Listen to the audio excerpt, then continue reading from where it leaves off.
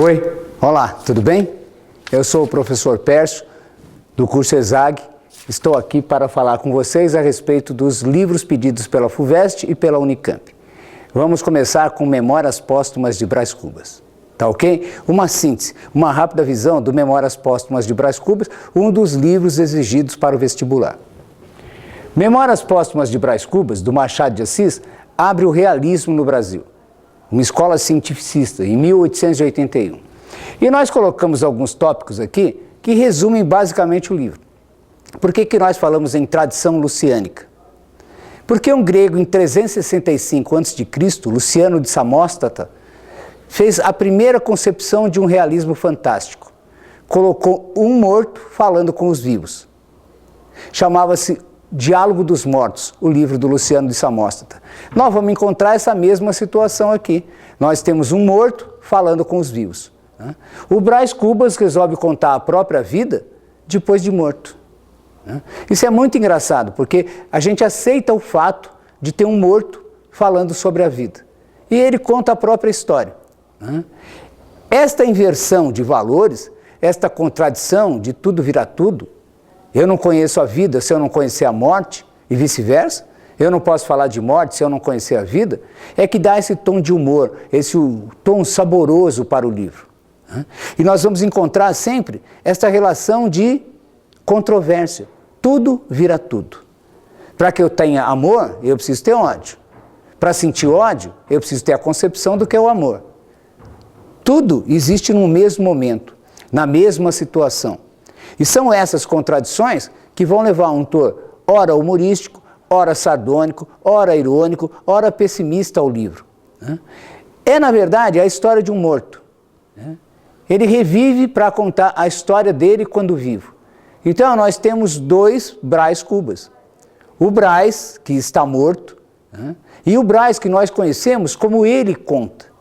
E nós aceitamos a história. É um realismo fantástico, como eram os diálogos com os mortos do Luciano de Samóstrata. Daí a tradição luciânica.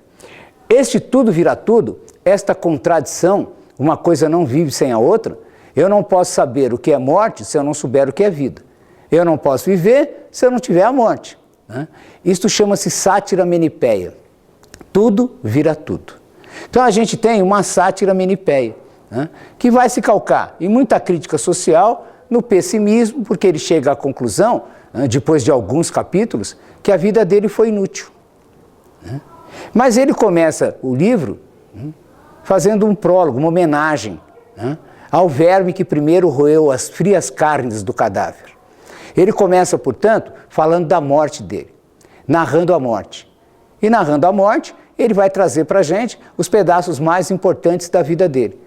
Os seus amores, a maneira como ele gastou dinheiro. Então, se a gente vê no narrador de hoje, um narrador honesto, sincero, contando a própria vida, o ser que aparece como vivo é apenas um ser patético, que teve tudo na vida e não aproveitou nada.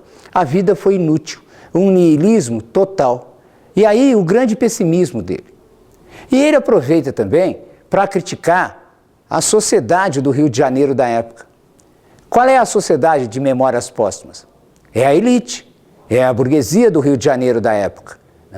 E uma elite que é uma elite fracassada, uma elite cretina, uma elite hipócrita. E ele faz questão de desmascarar essa elite, que jogava a sujeira para o chão. A elite do século do Brás Cubas, da época do Brás Cubas, era uma elite que vivia ainda da Europa. Era como se fosse uma colônia.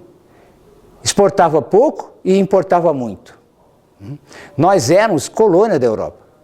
E a parte da Europa mais chamava atenção era Paris. Então a gente importava a cultura da França, roupa da França, e tentava esconder que tipo de sociedade nós tínhamos. O Brasil era um país escravagista. As escravas faziam cafuné nos seus senhorzinhos. E a gente foi o último país a abolir a escravidão. Mas o resto do mundo, a Europa principalmente, não podia saber disso. Então a gente escondia o lixo debaixo do tapete.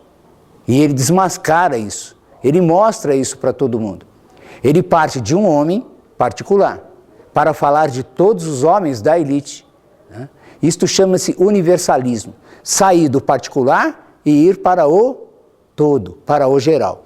Este universalismo caracteriza bem o Memórias Póstumas, né? Porque é o morto que está falando, então ele não tem vergonha, ele pode falar tudo, ele não precisa se acomodar em algumas coisas, ele fala a verdade.